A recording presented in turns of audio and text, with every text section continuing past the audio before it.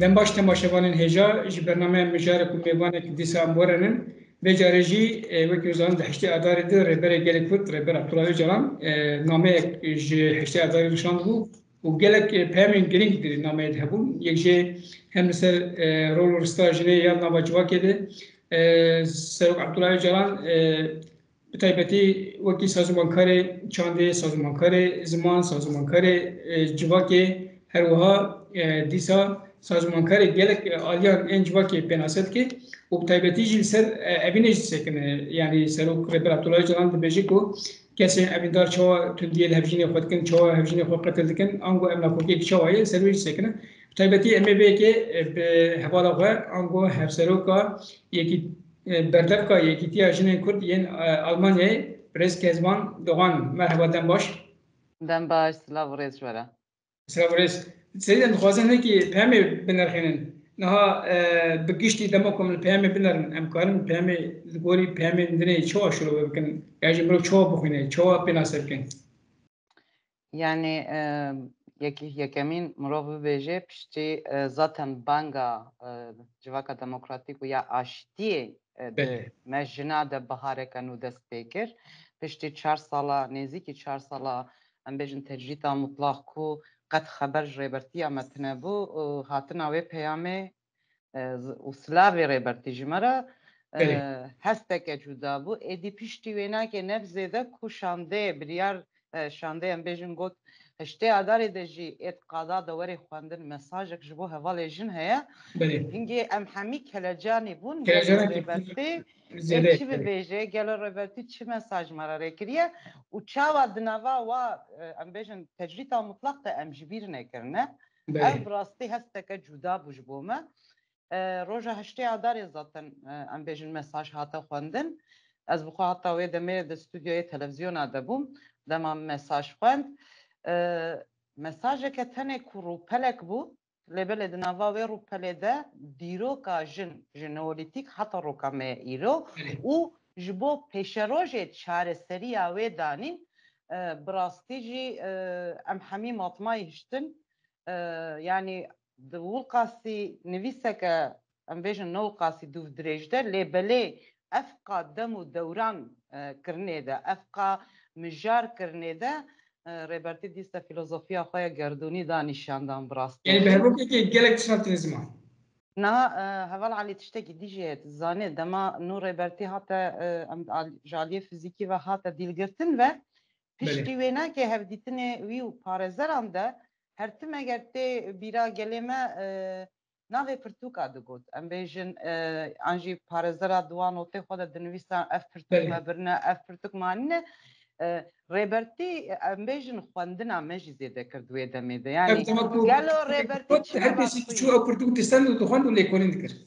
Na bi rastî jî ez bibêjim ez ji bo takekesî bibêjim ya xwe her cara ku min ew notê hevdîtinê dixwendin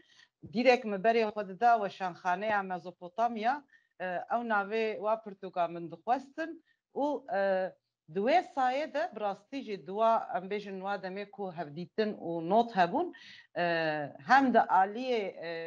entelektûelî de hem de aliyê zanyarî de aliyê mîtolojiyê de dîrokî de çandî de pêşketina gel bi rastî jî zêde çêbû yanî serokatî tenê ne de alîkî de aliyê xwendinê de jî gelê Kurd em bêjin hinekî dî zelaltir kir û rolîtir kir. An jî arasteyê xwendinekî ku li gorî bigêj encamê yani rastgele xwendinek na encamê dikişan xwendin encamê digire hem bo janî ziman reca xwendinê jî zêde kir û xwendina raz jî zêde kir. Başê niha dema ku bêne binirin yani Rêber Abdullah Calan yani mirov karin vê peyama wî wekî bernameyekî ji bona atölyeyan perwerdeyê bigire dest û ser vê mijarê jî rêzê perwerdeyê bigire dest. Ji ber ku hinekî qala rola jinê dike û qala rola zilam wekî gerestêrka ku ji rê derketî pênase dike. Yani divir de mirov ji destpêka zilam û heta îro çawa hatî çawa ji rê derketî jin çawa civak ava kirî çawa ziman ava kirî çawa çand ava kirî û têkiliya wan bevdûr mirov kar wekî seminer û panel û her wiha atölye jî bigire dest ne wisa?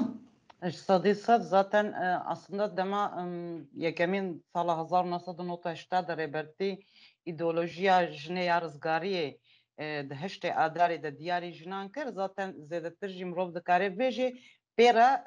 لکولین و ام بیجن هاتنا زانستا جینولوژی جوا دمانته مرو دکاره بیجه لی پشتی ام بیجن و ایدوی ایدئولوژی ارزگاری جنه ادی جن ده ام بیجن کارو خبات خود دکی داره دوون داکریه جبر کوریبرتی هاتم دگود کی داره دوون داکر جور دست پی بکن ود نئولیتیک دوون داکریه جنئولیتیک دست پی بکن zaten mesaj de bahsa navbera beri zayine de 1000 sal و 4000 sala dikiya tam dema ku em bêjin dayık salari mirov dikare bibêje ku êdî nû ber bi şaristaniya ve çûyîn em bêjin weka got Mezopotamyayê hilala zêrîn êdî hatî jiyan kirin piştî wênekê jî êdî navbera em heta wek tevgera jin em wisa dibêjin şikandina yekemîn an jî têkçûna yekemîn ya jinê em di navbera salê işte berî zayînê 4000 sal û 2000 sal de û em bêjin têkçûyîna duyemîn ya zayendiya jinê ku olên yekxwedan an jê olê semavî dest pê kirin niha jî heta rêbertî wisa digot hûn niha di nava têkçûna an jî şikestina zayendiya siyemîn de ne êdî rizgarî jî serkeftin jî wandakirin jî di destê we de ye ji bo wêkê jî zaten berê jî me ev nake li ser vê nake lêkolîn an jî atölye an jî em bêjin nîqaş û perwerde de hatine kirin niha ên hîn kurtir bê ji ber ku rêbertî em bêjin mesela behsa çanda satî dike behsa mesela me ji Babilê tenê dizanîbû ama piştî ku hinekî dî lêkolînê dike bi gotinê rêbertî re ku di Misrê de Misra kevin de di Girêka kevin de em bêjin ne tenê di Mezopotamyayê de di hemî em bêjin Hindistanê de têkçûyîna zayendiya yekemîn de di her qadê de mîtolojî heman tiştî jî yekê re dibêje hûn bi xwe jî dizanin ku mîtolojî tiştê hatine jiyan kirin bi aliyê çîrokî vegotine erê rêbazê wisa ye ama tiştê hatine jiyan kirine yani mesela divê mesajê de behsa yekxwedan cara yekemîn dibêje di şaristaniya Babil de ki dema wê demê di mêzênin xwedawend Tiyama û xuda Marduk hebû ama dema em li împaratoriya Babil ê wê demê em bêjin keyzerê wê demê mêze dikin Sargonê duyemîn Sargonê duyemîn jî di dîroka cîhanê de di dîroka Mezopotamya de kesê herê gaddar e yani ji serê mirova dîwar ava kirine heta tê gotin ku wê demê nîzekî 5000 zimanê Kurda êm meda jê kiriye ku ji bo ku bi Kurdî xeber dane yani ev tenê mînakê wisa biçû çikin di wê demê de têkçûyîna jinê di wê em bêjin mîtolojiyê de dîsa dema em herne Misrê yani mesela wê de jî hûn dizanin dema Nefertîtî û Akhenaton de êdî xwedayê wayê mezin ku Amon bi nav dikirin derbasê êdî Aton bûn yani dûr de jata rêbertî mesaj de behsa Nefertîtî dike ya dibêje ku ew jin kirine ew jina xwedawend kirine qonaxa de kirine qesra de na heman tiş temam di mêzênin di mîtolojiya Grêka de jî derdikeve têkçûyîna zayendiya yekemîn de heta cê Zeus gelekî mezin e jin bi jinê şikandin malzaroka jinê piçûk dîtin ki hûn dizanin keça xwe ya ku normalde xwedawenda şer tune ye di ti em bêjin mîtolojiyê dîde lêbelê di mîtolojiya Yûnana de xwedawenda şer Athena heye ku em bêjin Zeus ew ji serê xwe aniye cîhanê piştî dema em li Athena û kiryarê wê dinerin mêjûyê yani niha em dibêjin ya em dibêjin bedena xwe jin e lê bi rihê xwe mêr e gelek jinê wisa jî hene mesayê serdest em bêjinê ku niha di nava modernîteya kapîtalîst de ji bo ku cihekê bigirin î ji bo em bibêjin desthilatdar bin Athena jî heman tişt e heta mirov demal kiryarê wê di mêzenê yekemîn hûn jî dizanin ku Afrodît yek xwedawenda mezin ya bingehîn ya Grêka ye lêbelê piçûk xistina wê dîsa heta mirov dikare bêje çanda tecavüzü hin şüve deme ve dest pekiriye. Disem bejin de bejin tapnaka ve templa ve da bejin paraska ve da destrejiya le hemberi Medusa u icar nemir sucdar ditin, jin sucdar ditin u jin ceza kirin de aslında dide xuya kirin ku çawa hem jin bi destê jinê çawa mesela dema tekoşîna rizgarî de digotin ya Kurda bi destê Kurda bidine qetil kirin. Ve demek şöyle kitabet hati meşahatın seçini. Evet. Başa yani şu an müjarek kalferez benim olsa bakın. Ya da ji naha وجانی زمان دما گمرو لگور پناسه کو ربر عبدالله جوان سرجنه کری وکی سازمانکار زمان چاند و دیسا گلک آدین جوا که مرو پناسه بکه yani dibirde مرو çava benim mesele beke çava sazmankarı yani dibeci yeku yekem bezaruka kore ahibiye uzman dayı zaruk dayı ke yekem çandini dest çandini kiri dest konkret kiri sajene dibirde rola jine ser civake çava peşt kebe yani çava civake teşedike dema ku emna kuki dert kebe bandorek neyni çava ser civake dike.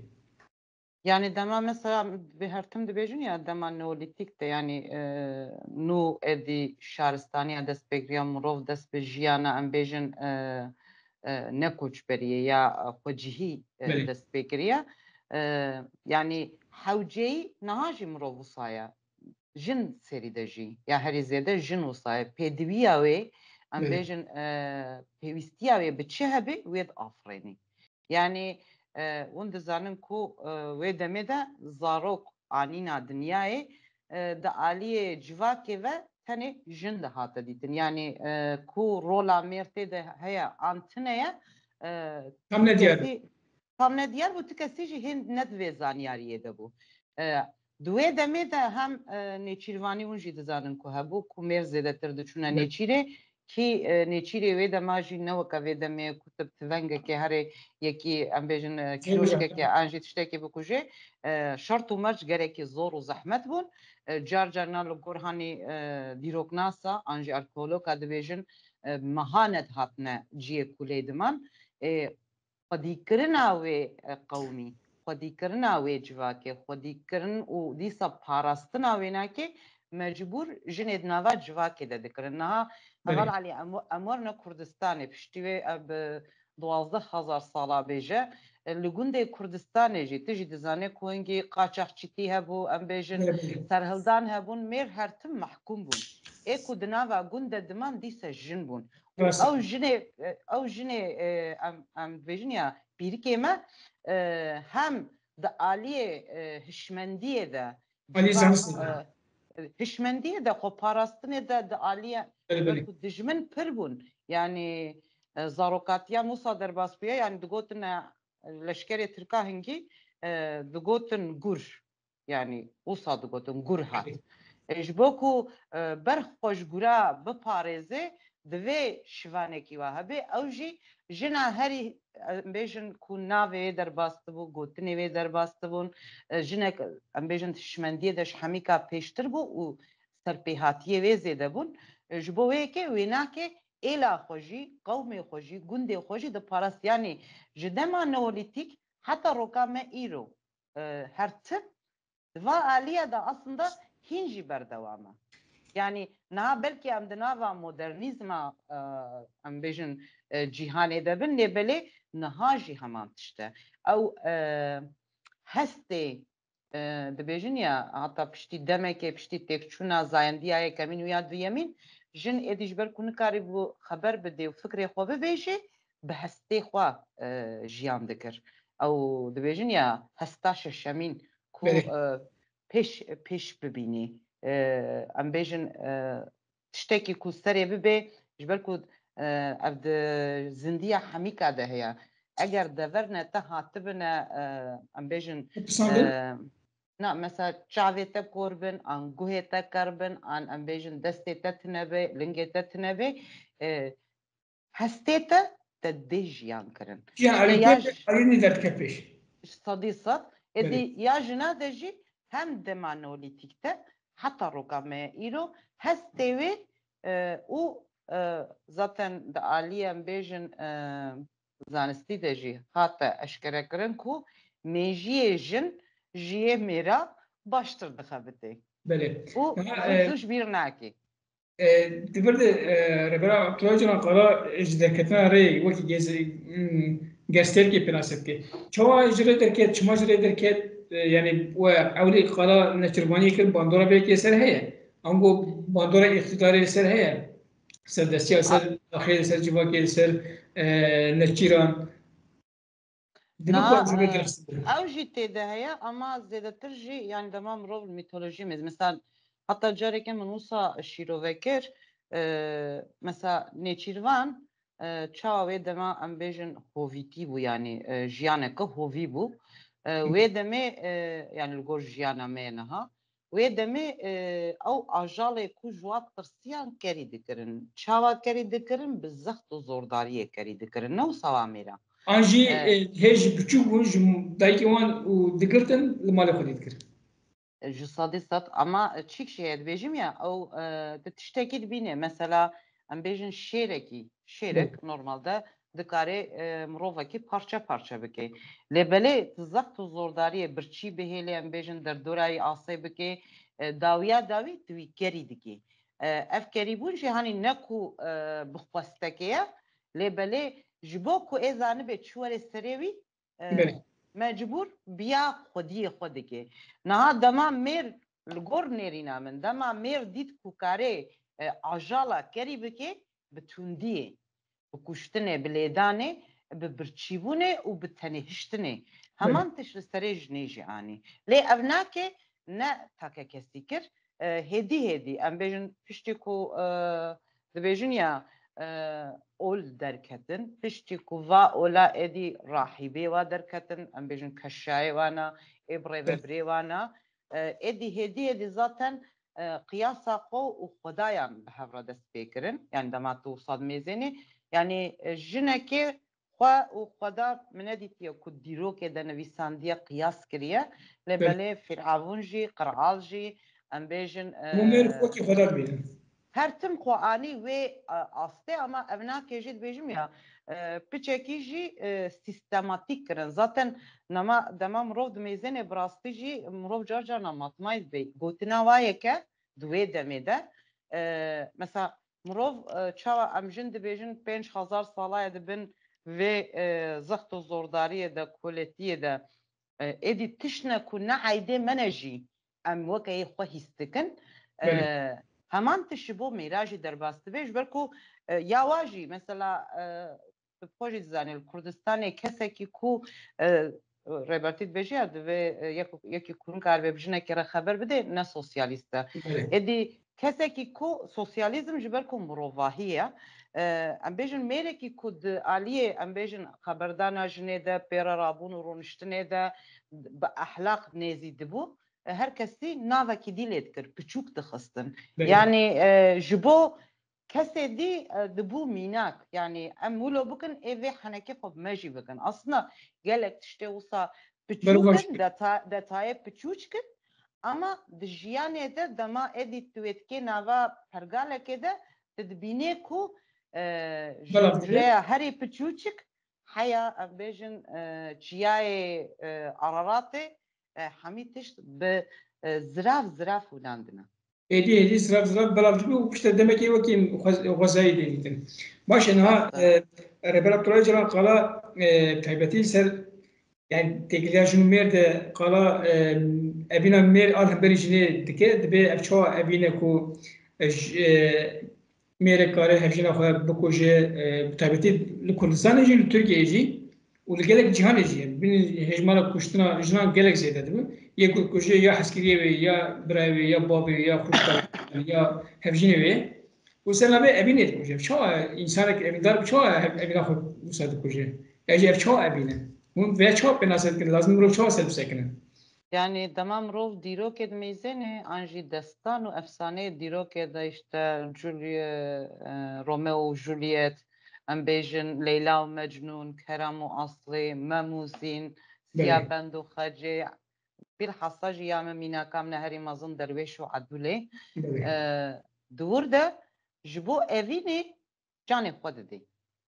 يعني أو مير جاني خود دي تشتاكو نكاربي أم بيجن فيزيكا مروف بدنا مروف نكاربي راغري أم بيجن جيفاك ويبتشوك جيبخي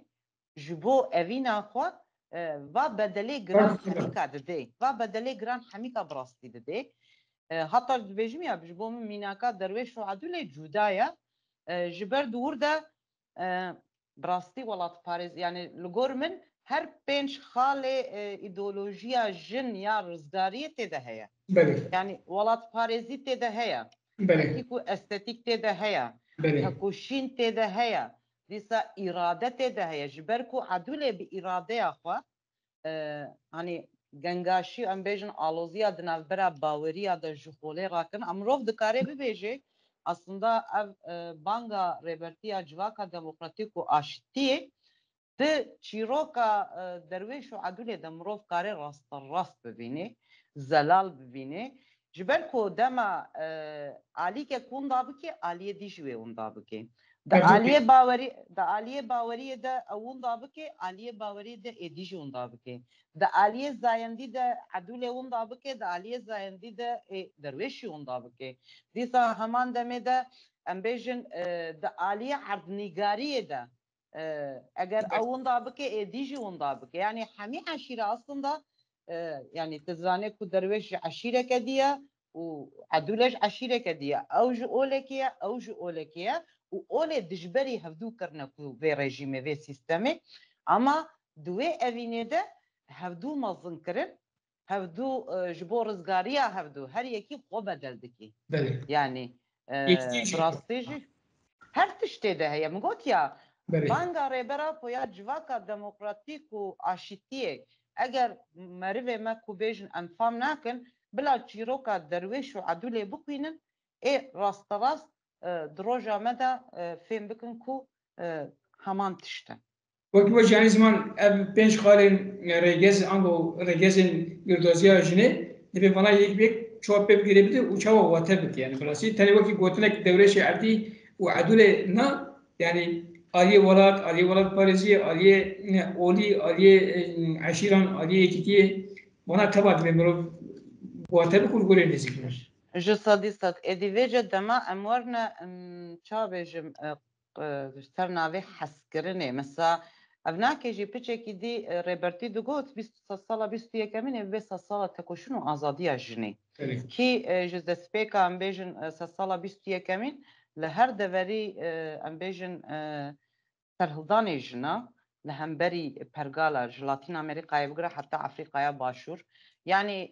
piştî şikandina duyemîn êdî hêdiyê dîl xwedî derketin li hevdû kombûnê de îcar polîtîkayê dî derketin ev polîtîka carna rast û rast piştina te ye girseyî ye carna kes bi kes na çandeke wisa derxistiye carna ez stranê Tirkî jî guhdarî dikim yat ya minî yat ya binê erdeyî yani hem jinek nedîtiye ku ez stran gotiye mêrekî yatiye minî yatiye binê erdeyî yani dîsa işte tifilîmê wa de di bernameyê Ewropîya de jî heman tişt e yani tenê heta astekê wek jin titkarê herê an jî heta deverekê titkarê pêş bikeve ji wê pêde tu nikarî yani li her welatî zagonê nû ji bo jina derxistin wê pêlaha jî got li Iraqê zaroka neh salî pêre zewac bin zagona xistin li Tirkî em bêjin navê çi ye ji bo ku jin li derve nexebite ev nakê em bêjin wezîra karê malbat û jinê vê nakê em bêjin bilêv dike ku jin di mala xwe de tu dikarî li zaroka xwe jî bine yani derketina jinê hêdî hêdî qedexekirin li Ewropayê keda te hindik dîtin li gor ya mêrekî em bêjin baca ku tişta tê standin jiya mêr zêdetir e ji bo wê yekê jî di saeta de di kedê de heman tişt e ama di aliyê em bêjin maaşê xwe de kêm hiştin e dîsa li ser bedena xwe jin nikare biryarê bistêne ancak ew kes kare biryarê bistêne yani evnake hevjînê te dibe, ev evîndarê te dibe, ev hevalê te dibe. Li Kurdistan em bêjin welatê siyemînê ciyanê yek bi yek dîrek kuştin heye, lê li va welatê Ewropa bi aliyê em bêjin derûnî de kuştineke mezin û vê dema dawî jî vê dema dawî jî kuştinê fizîkî jî zêde bûye, tundiya fizîkî jî zêde bûye. Niha bi rastî jî insan tiştekî wisa dibêjim ya jî mêr tiştekî wisa ye, desthilatdarî tiştekî wisa ye, tişta xweşik, tişta bedew xilas dike. Bi rastî jî ji bo berjewendiyê xwe hinek vê bizanebûn dikin ew kesên desthilatdar, lê hinek jî vê nake nezanî dikin. Nezanîkeke mezin heye, yani niha mirov dema li Sûriye jî mesela mirov dikare pêvegirê bide. Piştî heteşe yani direkt dema min dîmenê komkujiyê Elewiya dîtin İran em bêjin şoreşa İslamî hate bîra min. Bu carna bi rastî jî wisa ye dema ê bindest dibe serdest ji nezanî ji em bêjin ji ber ku xwedwî alî de perwerde nekiriye û birêxistin nekiriye ji dagirkerê xwe mêtîngerê xwe xirabtir dibe. Yani Serbune, dema ku mirov dibe iktidar serwer, etimiye binê xwe diaciqin tepsînin. İşte iktidar tiştekî bi rastî jî yani desthilatdarî tiştekî gelekî xetere ye. Dema êdî dikeve destê nezana de hîn xeteretir dibe. Ev nake jî di welatê siyemînê cîhanê de cîhan tevayî li ber çaveya ev xetere, ev komkujî têne jiyan kirin. Yani tam rast em bêjin di dema rejîma Baas de li Sûriyê yani ew kesên em bêjin an jî komên weke jî tema got Tirkiye hatibû avakirin ji îtirafçiya em bêjin cerdevana û ji kesên ku bi rastî jî hestê merivayiyê, hestê mirovahiyê pêretine heman tişt li wir jî bûye ama tu nikarî tiştê ku hatine serê te rabe bi serê gelekî dî de bênî. Ev nake hingî ferqat te û em bêjin celladê te şevdû nahêlê. Car carna sertin vê dibêjim ez dibêjim mala Xwedê ava ku rêbera xwe heye. Yani belkî em jî weke va gelên dî nêzîkatiya me ye li hemberî dijminê me ye ku ev qa komkujî û kiriyar bi serê me de têne. Di serî de jî li ser me jina ji ber ku bi rastî jî mesela Rêbertî wir de behsa çanda tecawuzê jî dike bi destê dewletê vekirî eşkere ji sala 1980 heta roka îro destdirêjiya li hemberî jina jinê Kurd bi rastî jî di vê dema dawî de êdî gehaya asta herî jorîn. Min heta li gor min nêrîna min niha dema tevgera azadî eger tê bîra te Süleyman Soylî berî niha di sê sala gotinek got got partiya tevgera jina ye bingeha wê jine wî bo ku piçûçik bixe ama dewlet bi her tiştê xwe ve ev desthilatdar hemî bi her tiştê xwe ve êriş anîne ser tevgera azadî lê nikarîbûn ji ber ku rûxmê wê jin bû bingeha wê em bêjin saxlam bû û xweser wê nake avakir bû yani xweser azadiya jinekî nava hûn jî dizanin her sêlingê paradigmaya konfederalîzma demokratîk azadiya jin ekolojî û demokrasî ye. Niha ev êrişê di vê dema dawî de ve her 4 salê dawî bi destpêka tecrîtê re li hemberî jina hem di aliyê fizîkî hem di aliyê derûnî hem di aliyê polîtîkayê tecawuzê de çanda tecawuzê de mirov vê dibînî aslında dewlet êrişî rûxmê em bêjin pergala konfederalîzma demokratîk dike lê di wî alî de bi rastî ji rêbera xwe rêw rêbas her cara ku em xitimîne pêşiya me vekiriye di vir de jî heman tişt derket vê mesaja ku heştê adarê de jî şiyan ji ber ku tu jî dizanî evvel alî ku va her du salê dawî hem li Bakurê Kurdistan hem jî em bêjin li Başûrê Kurdistan dewleta Tirk êrişî jina rast û rast dike di aliyê fuhuşê de wa bi zorê şu xebitandin û mecbûr hiştin aslında rêberapo bi vê mesaja xwe ya hiştêya darê de jî wek tevgerê jin em bêjin Kurd wê cîhanî tevayê dîsa em ê çawa li hemberî vê çanda tecawuzker, çanda qîrker di heman demê de çanda desthilatdar bi çi rê û rêbaza tekoşîn bikin. Hem xwebiresin bikin hem têkoşina xwe xurt bikin. Yani ev nake zaten ve gotiya ev mesaj seran ser gelo ji bo atölye û perwerdeya zaten ev nake aslında mefteya va êrişa vala derxistinê jî di heman demê de. Aliyê zayıf çiye ew aliyê bi talgeya rûbirû çiye û ew aliyê ku hêza xwe jê digire çiye û çawa aliyê hêz xurt bike aliyê talgeya jî bêtir rê pêşê bûne. Rast aynen olsa. Belê. Baş em pirsa xwe dawî bikin. Niha dema ku dîsa yani ew jin dîsa kar bi rola xwe ku dibe sazmankarê ziman çand û civakê hîn bêtir xurt bike û birêxistin bike. Wê ji bona yani her wiha di gotina xwe jî dibêjin gerdûne. Şuayê zaten têkoşina jina Kurd jî hêdî dî ji herêmî derbasî gerdûnê dibe û hemû jinên cîhanê ez dora jina Kurd kom dibe. Wê sipero jî bandorek çawa ser civakê jî bike û ser tevayî cîhanê bike. Niha dur de ez ê êce mînaka satê çanda satê bidim. Niha çanda satê de hûn dizanin ku nizanim gelê me belkî zêde baş nizanibe lê li Hindistanê di demê kevin de wek çawa mîtolojiya em bêjin Athena û Zeus min behs kiriye. Normalde şarma û şîva xweda û xwedawendê wê Hindistanê ku herî hatine nasandin şîva ji bo ku bavê wê xweda em bêjin hevjînê wê li ber çavê hemî xweda û xwedawenda xwest biçûçik bixe xwe avête nava agir. Yani wek protesto. Lê bi salaya çawa çêbûye bi sala şûn de êdî jina ku mêrê wê miribê çend salî wê ferq nake. Yani eger gelê me hinekî lêkolînê bikê bibîne cana mesela hûn jî dizanin va welatê Siyemîn Kurdistanê xwe jî mêrê heftê salî bike çikê 16 salî re dizewicîn. Ew zilam dema dimir got dibêjin ewa dibêjin yani bifikire wê jinê protestoyî xwe şewtandiye wê xwedawendê li hemberî dîsa biçûk xistina hevjiyana azad em bibêjin bi zimanê me îro lê anîne wê watê ku te bi dilê xwe divê bi hevjînê xwe re sax sax werê şewtandin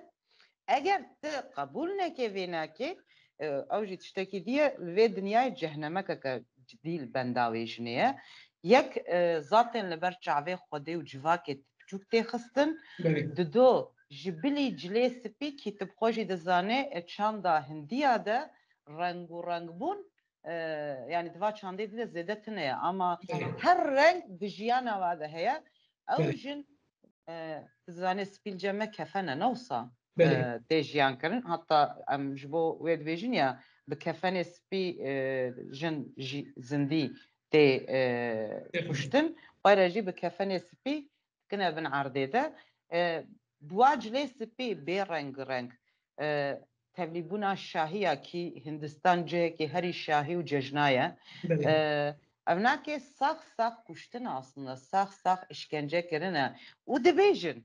eger te em bêjin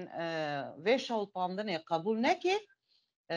dema careke dî ji ber ku reenkarnasyon baweriya reenkarnasyon weke ya êzîdîbûna me ya gelê Kurd li cem Hindiya jî yani em bêjin biharma jî ev bawerî heye ku beden dimrê ama reh namirê dibêjin bedena te ji bo ku hatiye lanetkirin ya rehê te ê di bedena heywanekî de ajalekî de werê cîhanê ya jî ya herî xira dîsa di bedena jinekê de werê cîhanê yani jinê ew qasî lanet dike kî niha êdî rêbertî bi gotina wê çandê re dibêje yekemîn xwe zane bike yekemîn va polîtîkayê ku li hemberî te di aliyê baweriyê de di aliyê hestiyariyê de di aliyê em bêjin zanistiyê de ser te tên zaten dibêje ya بی آزادی جنه نه فلسفه نه زانست نه اتیک نه استتیک نه جی bir dozi nikare peş vere civaki nikare peş vere dibêje peşî jinê tivanakê xwe divade zane bike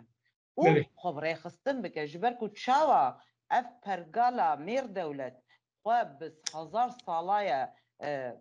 rêxistin kiriye êdî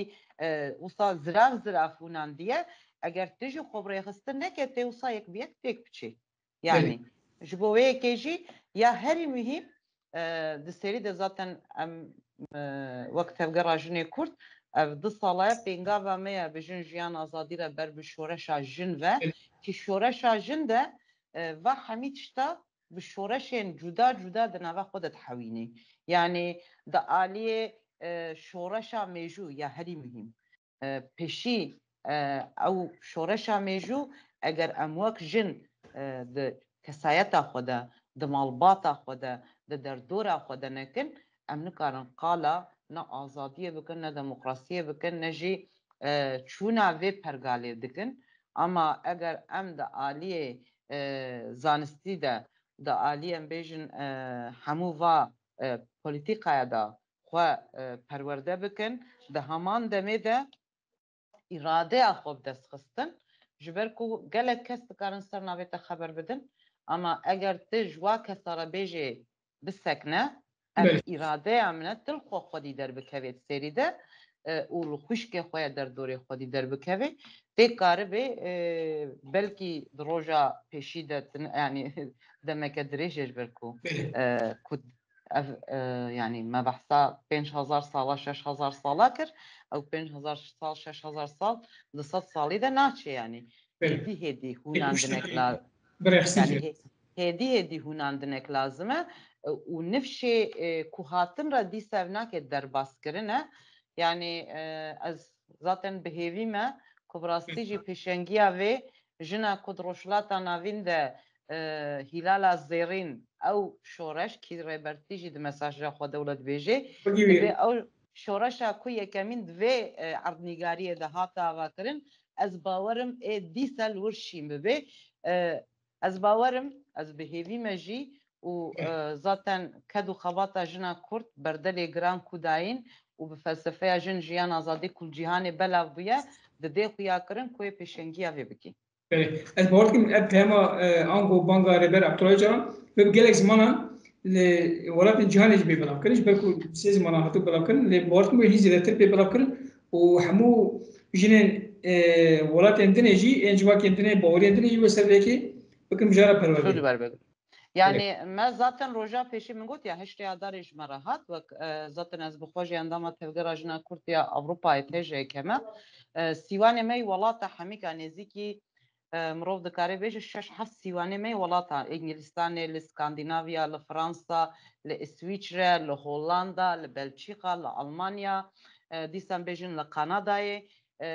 em bi sîwanin wek tevgera jina Kurd va welata dîrekmen hevalê me wergeranîna zimanê biyanî wî welatî bi rastî jî kelecanek ne tenê di nava me de di nava hevalê me internasyonal de bêhtir derxist ku heman em bêjin şîroveya ku mikirî heman şîrove ji wa jî me guhdarî kir ku di nava pelekî de rêbera po 12 salê jinê kirinê de 12,000 salê jinê têkçûna wê rêxistinbûyîna wê û serkeftina wê rê û rêbaza daya pêşiya wê ihtimalek mezin zaten li her deverî mesela tam belkî em sîwanê me welata tune bin lêberê ji Latin Amerîkayê mirov dikare bêje heta Asyayê hevalê me di karê dîplomasiyê de buwara di nav kar û xebatê de ne sedî sed zaten hûn jî dizanin ku îngilîzî jî fransî jî îspanyolî jî li gelek welata tê xeberdan ne tenê li em bêjin Amerîka wa Fransayê ev mesaja rêbertî dîsa wek broşûrekê li heman